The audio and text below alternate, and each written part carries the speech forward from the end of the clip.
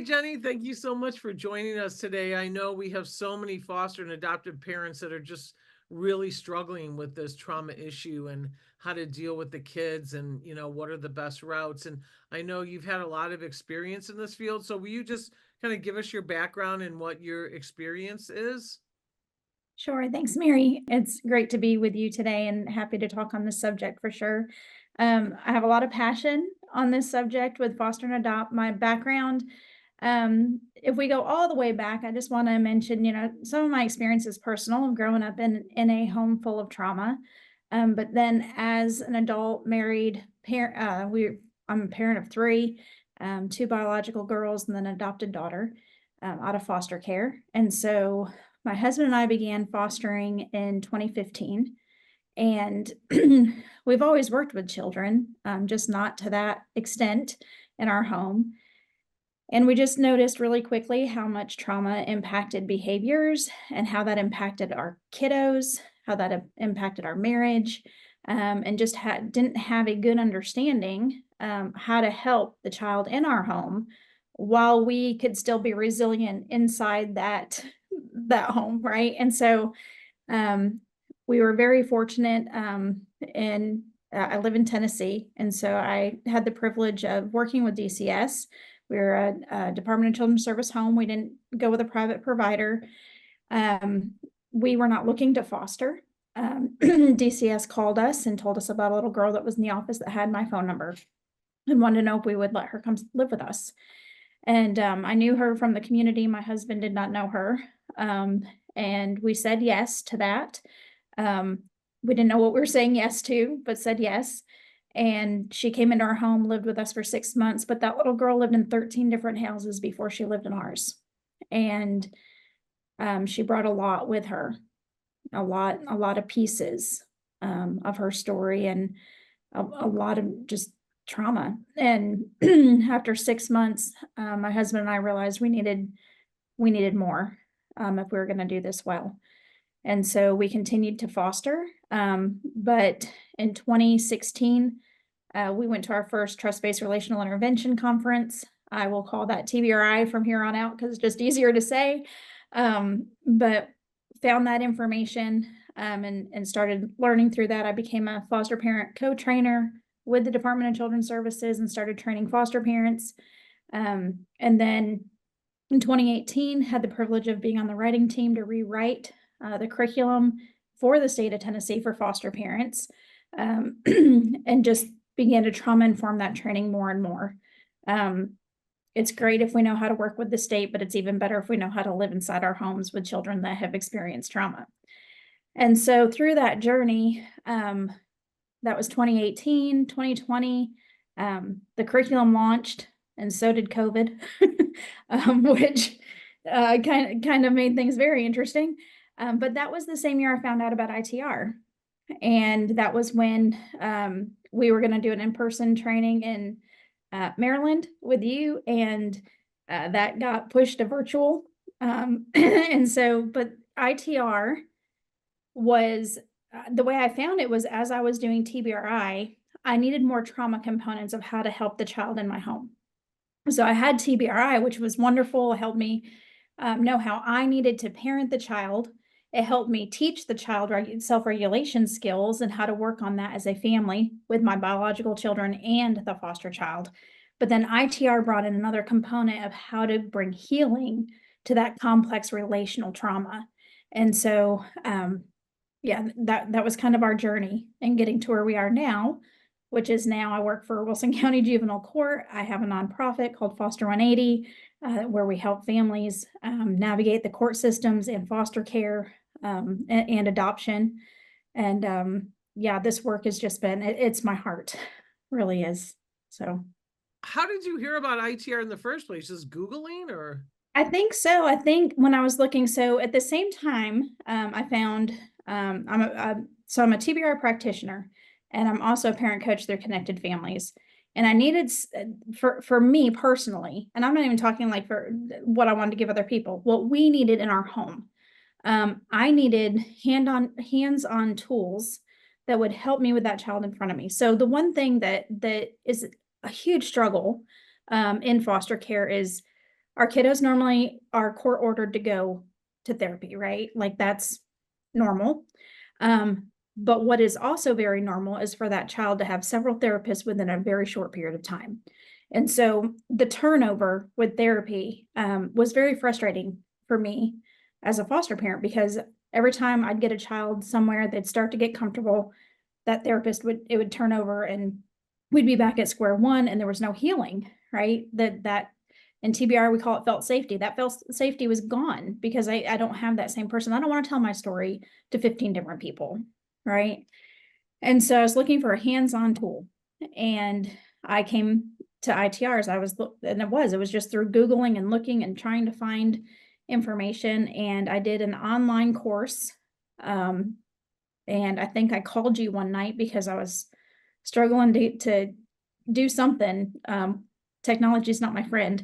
And so I think I called you and you answered you and I had a conversation. I started telling you like, this is why I'm doing this. And I said, I don't even know if I can do this because, I'm not a therapist, but like, this is what I'm looking for. And just, you encouraged me to do it, to go through it, and then I ended up signing up for that 2020 training. And so ITR has been incredible for us because it is a hands-on tool for me as a parent, whether I'm a foster parent, adopt parent, or just my biological children and the things that they face has really helped us. So yeah, Google. So then how do you use it, as a lay person or a paraprofessional? Yeah, How do you use it? How have you used it? What do you recommend for yeah. other parents? I think when you go through the training, you're gonna find that the tools that are there, that the timeline, and that was something that really had that first kiddo that I talked about, that was in 13 different homes, just her timeline, so that I can understand when the way it pairs with TBRI, right? I'm supposed to be looking for these underlying needs that are causing these behaviors. When I do a timeline and they're able to, on paper, they don't have to verbally really, they don't have to go through the verbalizing of the trauma or the situations. They're just writing this down for me. I can observe that and go, wow, that was probably hard. That was probably hard, right? And as I evaluate that as they're doing that timeline, that was a huge piece for me. And then with that kiddo specifically, I said, just mark on which homes you felt comfortable in and which ones were hard to be in. And she did that. And then, so now I'm like, she doesn't really have any adult connections. And here I'm asking her to trust me, right? So even that timeline that, in the very beginning, that was a great tool for us to be able to use in our home to kind of see where she had been. If it's not a kid that's been in a bunch of homes, it still gives me a timeline of what things impacted this child, right? What do they remember? What are big on their timeline? If there's situations that I've used it, when a kiddo has had, they'll say this was a really big deal. If they have a therapist that's consistent, and this one kiddo that I'm talking about did, she was 16 and she had the same therapist since she was 4. And so I took her timeline to that therapist and I said, look, these are the things that are impacting her. Have you talked to her about these things? Has she been able to go through these things because they were doing family counseling as well? And so once I had the kiddo do her ITR, draw it out, do all the things, um, she went and she was talking with her mother about it in family counseling. The precious thing about that is that she had already worked through a lot of what she was struggling with because she got to the end of that situation and she was okay, right? The end. And so when she went to talk to her mom, she was much more regulated to be able to have a conversation with her about it. And even though her mom still did not agree with her about what the situation was, we were able to come out of that session and she said to me, um, she's never going to see it like I see it. And I said, well, there's a lot of components to it. And there's a lot of things that your mom has not worked through for herself to be able to then come back to you and say, you know what, it really wasn't right what happened. Right. And she said she needs to do her own ITR. I said, she does, right? But for that kiddo, she was able to move past that situation, try to talk to her mom again, engage her mom, try to build that connection again. But that part I don't have control over, right? There's a lot of things in foster care that we do not have control over, and we really do have to let go of those things because that will drive us crazy. But knowing that I helped her work through that situation, that she was able to then look at her mom and make they reconciled. Like, she went home, she is now 26 and has a good relationship with her mother, still comes to our house for dinner, all the things. But she was able to build that relationship after she was able to do her own work. And so, um, the other piece is, I have another kiddo that we worked with, and she has just made leaps and bounds of healing. An adopted child was really struggling, and her mom came to us and asked us for help. And her she's actually an artist, and I didn't know that when I met her. But ITR for her was incredible because even when she couldn't find the words for me, even if we were just talking, she's like, "Let me draw something for you." And she would draw it out, and it was such a good way for her to be able to communicate to me how she was feeling in that moment. Um, I asked her one time, I said, "Can you just" things were rough between her and her mom and dad, and I said, "Just tell me how you're feeling in the house." And she said, "I'd rather draw it." And she drew, um, her as a little fish, and then there was a shark and there was a dolphin, right? And for her, just because we had used ITR to draw things out in the past, she was able to do that. So I believe it's very helpful with the art component to it, because some kiddos, they don't have words. Um, our foster kids don't have words for emotions. And so when they're trying to work through a situation and you're wanting them to describe it, they don't have that big vocabulary, right? If we remember, if you know TBRI, we're going back to the 5 B's of trauma, right? The brain, the body, biology, beliefs, and behaviors, right? And so if we go back to them, we say, okay, if that prefrontal cortex isn't working, and that's where language is and all the things, for us to expect a foster child to be able to give us verbally what they need to get, they can't. It's not there. But if you give them markers and a piece of paper, a lot of times they can give something back to you that you can look at and start to understand where they're coming from. And so it just opens ways to communicate in ways that you're able to help them and understand, and the biggest thing is understanding where instead of just trying to deal with a behavior and trying to correct that behavior and have compliance happen and all the things, you are not going to get there unless you can really understand what's going on underneath. And so ITR has been great in that. The other component I think is great is, I use the saying all the time, who's driving the bus, right? We go to those parts and we talk about where they're coming from and why they're beneficial and when they might not be so helpful and, those things. And so that's been helpful in my home to be able to say, not only, TBRI, we're talking about a flip lid, right? But I pair that with who's driving the bus. Because if you have a flip lid, you're going to grab from your emotional fear, minded self, you're going to grab that. And I can say, that's not where we are. Where's your true self? Let's be proud of how we handle this, and I always tell them when they have handled a situation, a conversation, and they've been able to stay in true self and not let somebody else jump in that driver's seat, right? That other part that wants to take us off the rails a little bit, super proud of them. And that's where I bring in that parent coaching part. That there's the ABCs of affirmation, and it talks about the action that they did, the benefit that it created, and then the character that you see in them. And so to be able, that's building on their beliefs, right? That belief system that's broken, and they feel like they don't have value and they're not loved.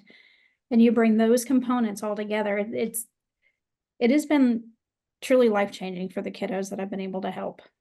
I worked with a boy, a couple different boys, but this boy in particular, he's now 22, and he's in the Army.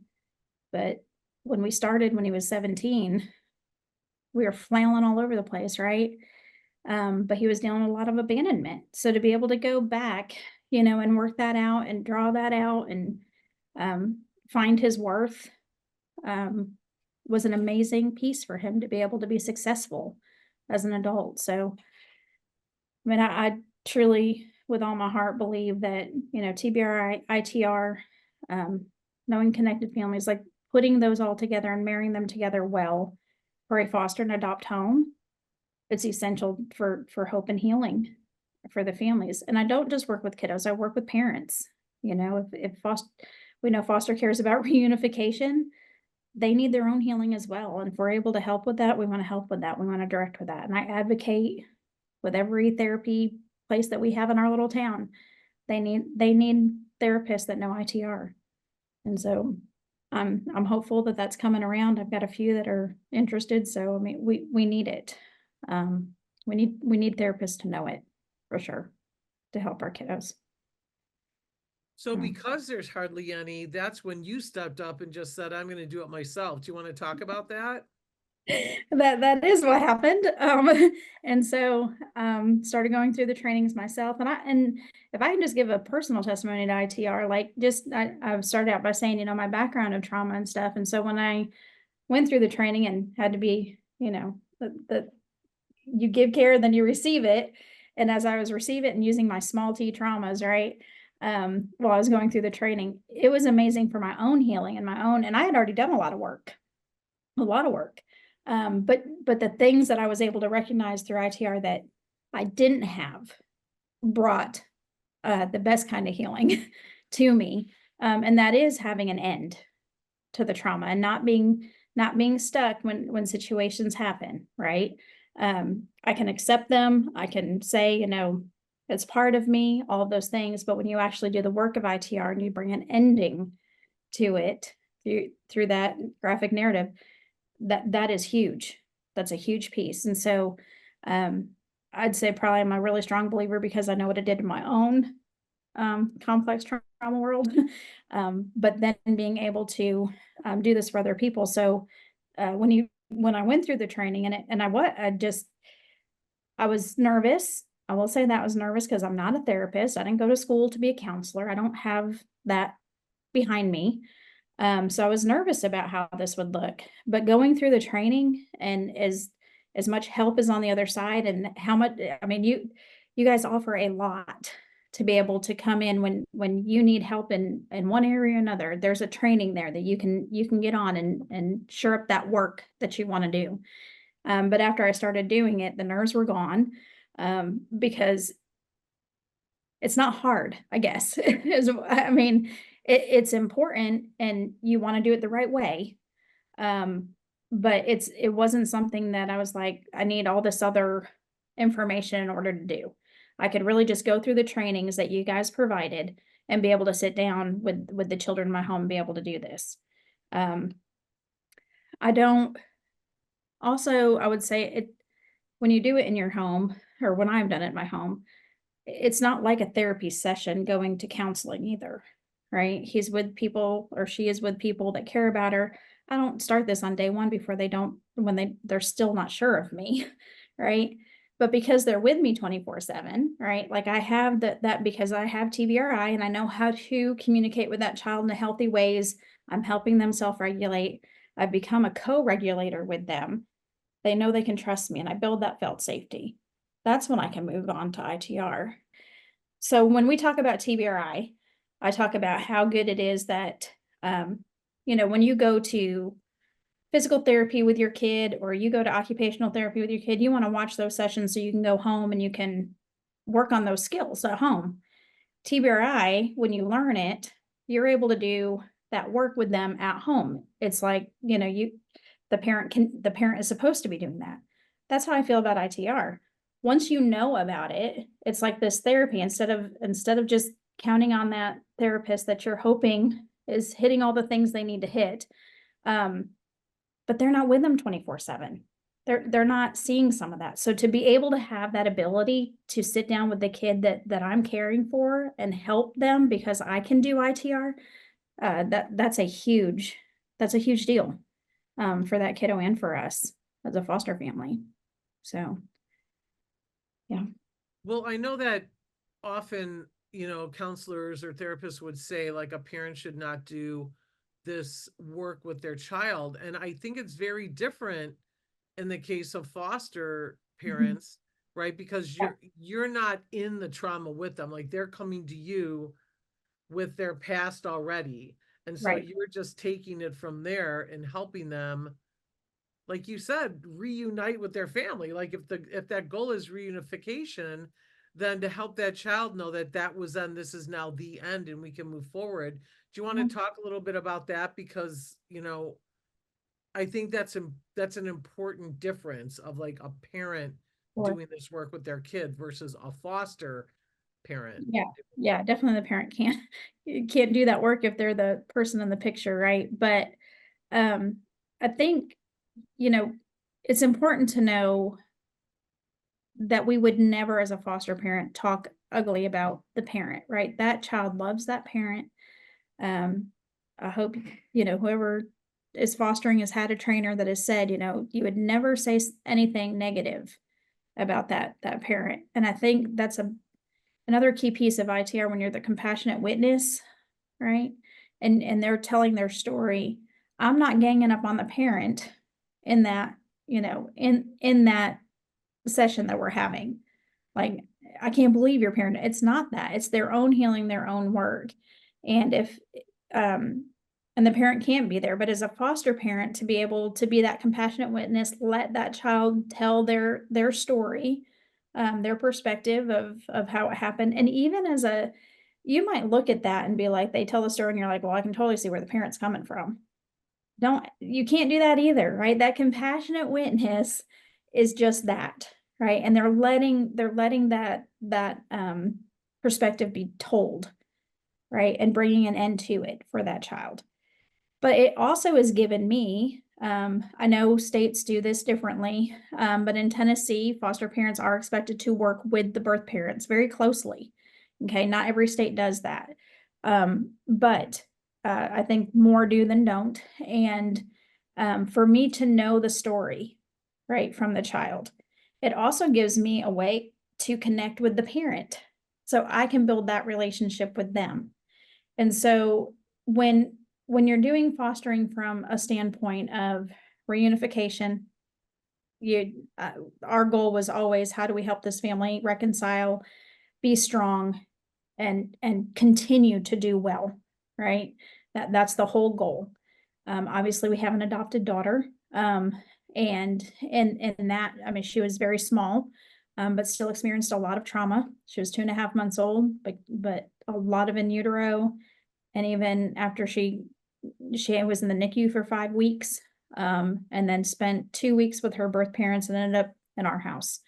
So just a lot of trauma there, and so even through that and working with those parents and trying to help them get to a good place to where they could receive their baby home, there was a relationship built, even though that didn't happen. So I think as a foster parent, if your goal is really to help the family, ITR is gonna be huge in that, because you're gonna be able to see you're gonna take you can take literally and, step backwards, see the perspective of the child, what that barrier might be for that child to reunify.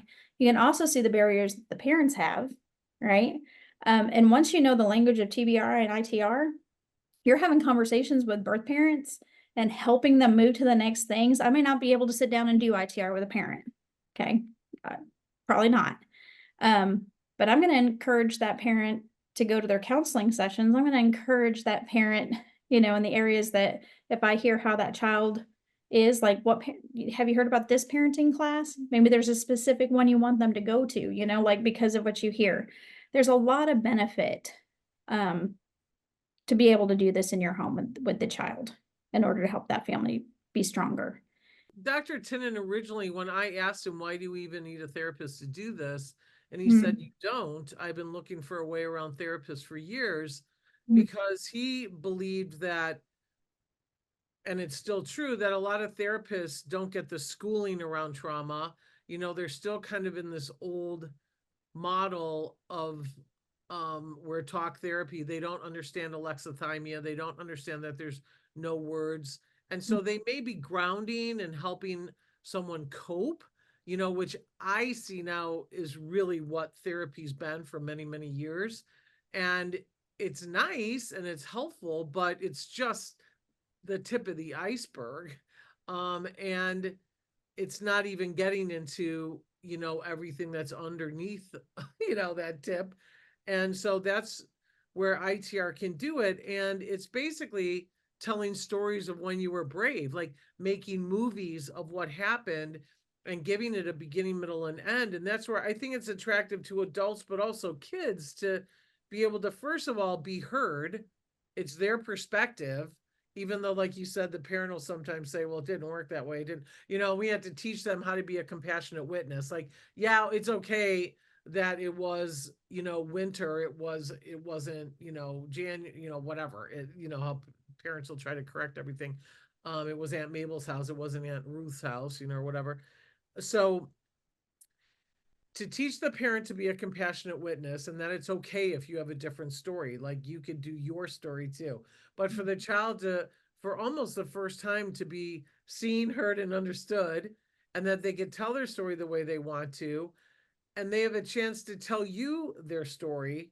So now you understand, and I don't know, I think it's super powerful. And making stories of when you were brave, storytelling and narrating and telling the story, and then with externalized dialogue, kind of directed journaling and talking to parts. And I just have seen from an outsider that it's therapeutic, but it's not necessarily like regulated in the therapy realm where only a therapist can do it, And so that's where we've been coming from for a long time, trying to empower foster parents, trying to empower paraprofessionals to help the therapist, because we all know they're overwhelmed. Yes. And frankly, many of them can't even take clients anyway now. We Right. know that the 50-minute session is mainly dealing about the crisis of the week and never can really get into trauma. So there's a lot of things that line up that make it powerful for a parent to be able to take care of this, just for the protection of themselves and their own family. They're Yes. bringing this. Do you want to talk a little bit about that? Because we hear that all the time of like these kids can ruin families, and all, the parents get blocked care and all they do is want to get rid of the kid. They do. Yeah. Unfortunately, yes, I do work in the court system, and that is unfortunately a big piece of it. I can talk about working with parents too. Like when parents get to a place where they can look at you and say, I'll say to them, can you at least let your child know that you love them? I know that you guys are going through hard things, but you've not talked to them in months, and your child needs to know that you love them. Nope. Nope, I won't. When a parent can get to that place because of exactly what you just said, there's so much behavior issues. There's not an understanding of what has brought you to that point as a family. Because we are what you just said, the crisis of the week, even if that parent is in therapy, and normally it's been court ordered and all the things, and they're supposed to have individual counseling, and then they're supposed to have family counseling. It is, I don't have a real percentage, but I would say just from working, like there is a very low percentage of families that actually make it to that family counseling piece. They're still stuck in the individual counseling, and the therapist is like, we can't recommend family therapy yet. And we've been doing this for months.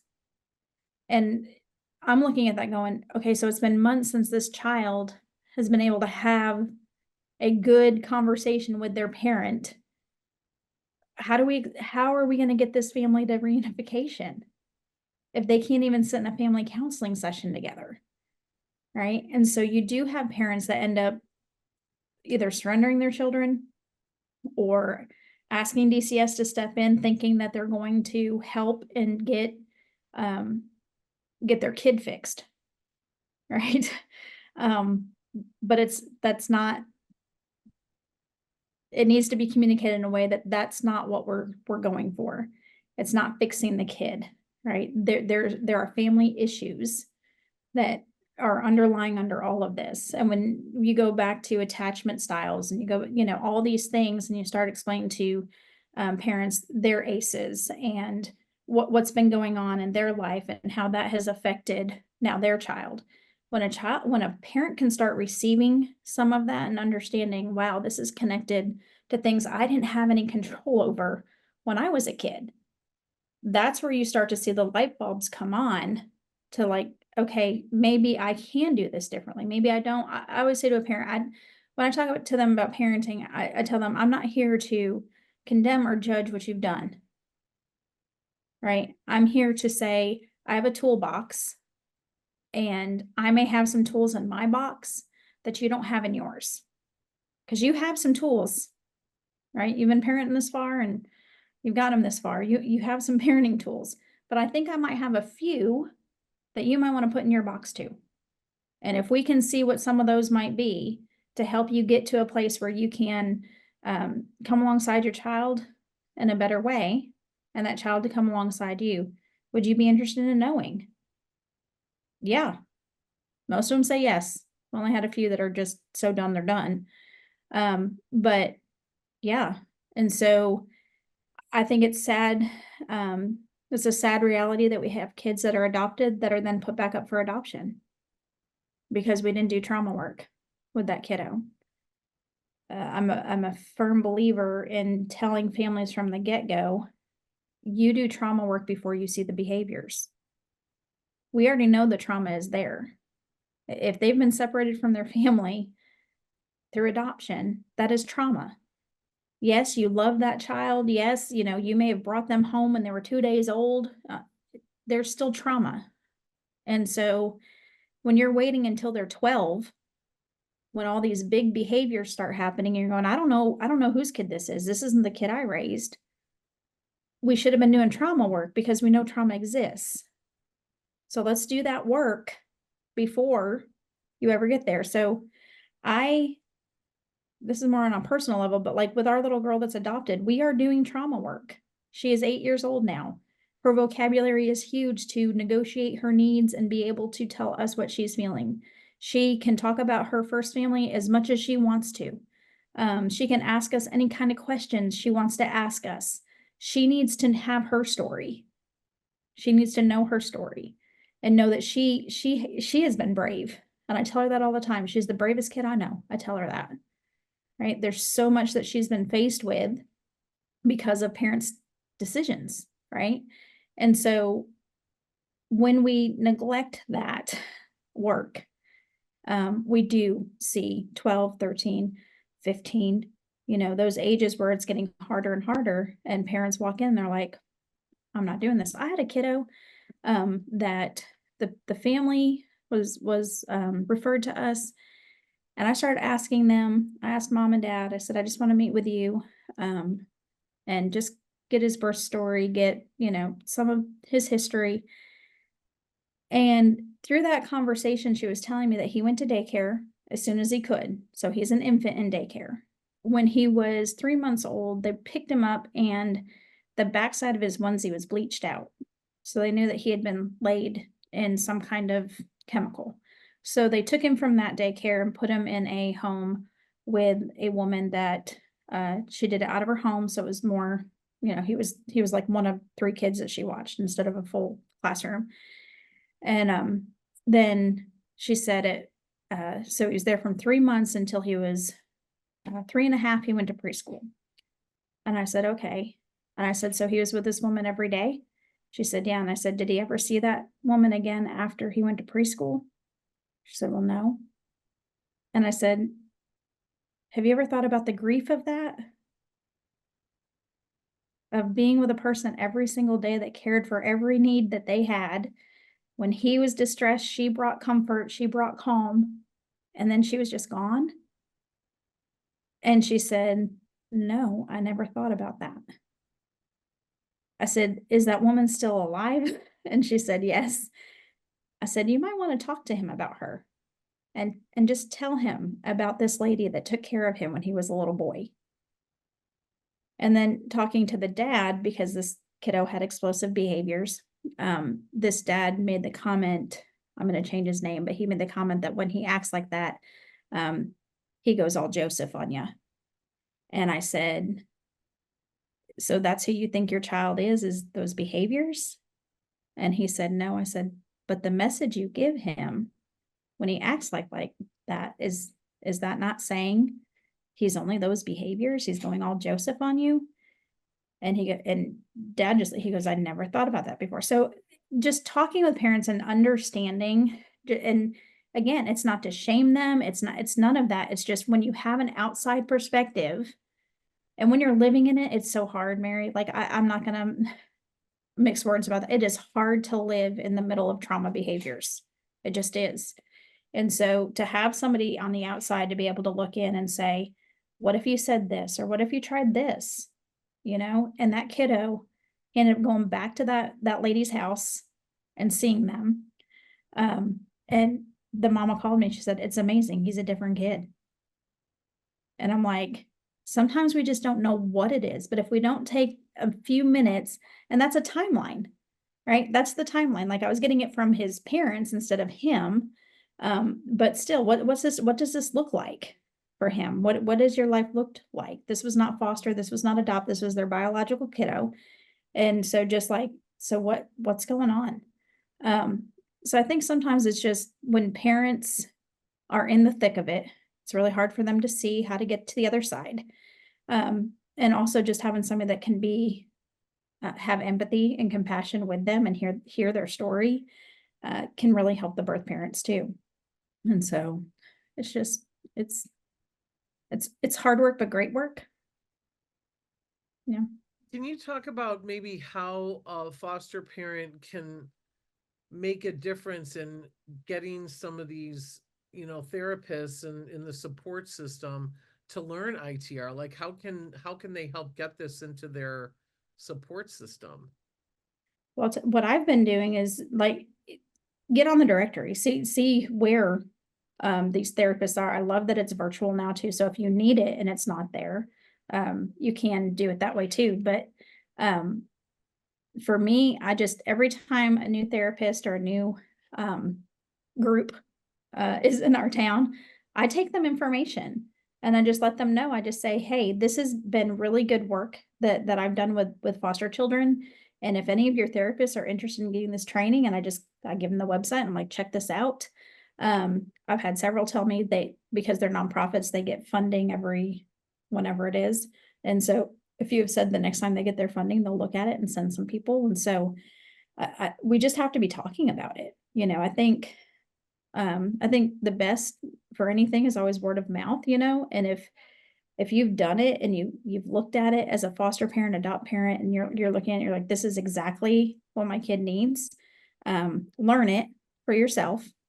But I think advocating, because look, not every foster parent's going to learn ITR, right? So if we can get it into the actual therapy groups, that would be huge for our kiddos.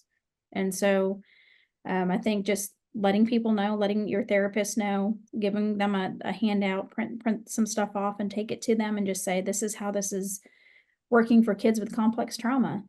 And, I agree with what you said earlier. Like, there's not a real trauma informed therapy. And when I asked therapists, when some of our kiddos in the beginning, we would go to there and I'm like, is this going to be trauma therapy? Like, oh yeah, it's trauma. I'm like, okay, so what will you guys do? This is before I knew about ITR. They're like, oh, well, I mean, we're going to talk about behaviors. And I'm like, but this isn't about her behaviors. This is about what happened to her. What are we going to do with that? Well, when she's comfortable, she can talk to us about it. I'm like, she's never going to be comfortable to talk to you about it. They were horrible things, right? Like, you don't have enough hours in your day to spend with her for her to get comfortable to talk to you about some of the things that have happened to her. And then for her to have to process that and talk, even in our CACs, right? Our child advocacy centers. Okay. The whole reason we love that we have CACs is because when that child comes to do a forensic interview, they do that interview one time on video with who needs to hear in a separate room listening to that interview. We don't make that child go back to court and replay verbally that story again. We do it one time. Why do we do that? Because we know that doesn't traumatize the child again. We know that making her do it over and over again or him do it over and over again is not good for him. So, I think if we take what we know and put it all together, ITR makes sense. And so, um, just I think just you need to take it to them and say, "Please learn about this. Is it possible for your therapy group to learn about this?" Um, and I'm hoping we can make some headway. It needs to be everywhere in our nation, not just hot spots here and there. It needs to be everywhere because our kids are everywhere, Mary. They're everywhere. So, It's true. And the Accelerated Traumatology 101 course, anyone could take it. It makes them trauma effective. So it takes them beyond trauma informed because everyone's trauma informed already. We know it's out there. We've all experienced it. What is that? Which is everyone's argument to trauma informed. Okay, that's fine. We know that. Now what? But the trauma effective, it takes them how to be trauma effective, how to ground, how to understand the neuroscience of trauma, how to recognize when someone's in a fixed state of that, mhm, and it gives them like a real introduction to the graphic narrative and externalized dialogue and parts and who's driving the bus, and gives them that language. So yeah, then a parent, even if they only know that, the psychoeducation, there'll be a huge difference in their lives. But yes, they can take that workbook and bring that workbook to a therapist and say, can you take them the next step? And we know that someone can get certified. It's very inexpensive compared to most methods. It's a combination of all of them. So don't waste your money doing all of them and trying to put them together. Like, it already has all those components in a very simplified way, which we hear all the time from therapists that are certified in many of the other methods that are out there. They're like, I wish I saw this one 5 years ago, So, I mean, I think parents can encourage, and I think parents learning to be paraprofessionals and to work in tandem with their therapists mhm, and with the courts and with everything, I think really what you're doing is, you're pioneering it, and you're one of the first out the gate, doing it. And so we want to say we really appreciate everything you've done too, and that your courage to just say, well, is anyone else doing this? Okay, here I go, I sign up, and yep. just going for it, and then seeing the great results and being able to talk about that. So we just really appreciate you so much, Jenny. And thank you for sharing and taking your time today to reach other foster parents and people that really have the heart to help our kids. Thank you, Mary. Thank you for the opportunity. I So appreciate I it. appreciate it. And we'll talk to you soon.